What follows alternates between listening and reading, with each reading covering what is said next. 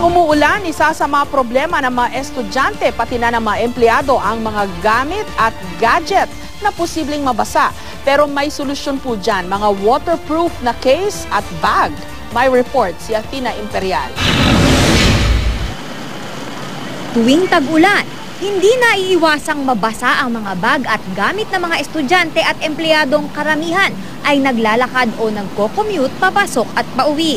Sakit daw sa ulo ang mga basang libro, mga mahahalagang papeles at mga mamahaling gadget. Bags are not usually waterproof. So, yun nangyayari, nababasa yung notes and then you have to rewrite it somewhere. Kahit may payong ka, dahil sa lakas ng ulan, mababasa ka pa rin. Those who are commuting using the MRT buses, they're more worried about their gadgets being wet. It's very expensive then to have it repaired, and the warranties, I think, 1 to 2 years lang for telco companies.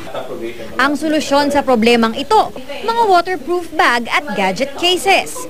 Ang mga bag ay gawa sa waterproof polyester, waterproof tarp at treated waterproof nylon. Tiyak na di mababasa ang anumang nasa loob ng bags dahil sa zippers na tulad nito, kaya safe na safe ang mga gamit mula sa baha at ulan. May waterproof tight cases din na iba-iba ang laki, depende sa ilalagay na gadget.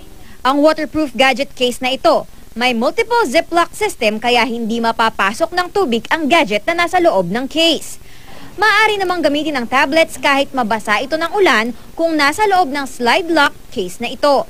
Pwede pang araw gamitin ang tablet na nasa loob ng nasabing case para kumuha ng video sa ilalim ng tubig.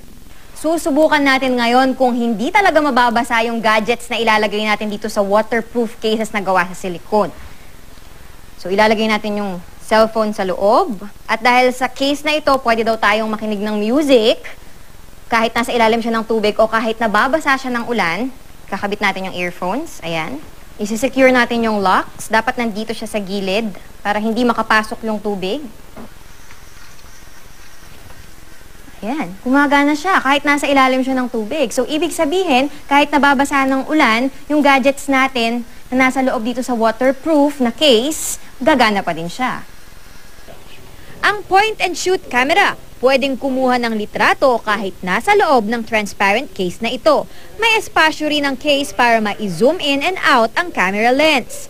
Mayroon na ring mga flash drive na kahit mabasa, di papalya. Sometimes may mga gadgets tayo na hindi naman siya mahal, pero yung mga items sa loob, yung mga nakasave doon is sobrang precious siya. So we should keep them secured. Hindi mo masabi yung panahon ngayon eh. 1 minute maaraw, tapos susunod biglang babaha. So, mas convenient and cost-effective na meron kang waterproof system sa dala-dala mo like a bag or a pouch or a case. Athena Imperial, GMA News.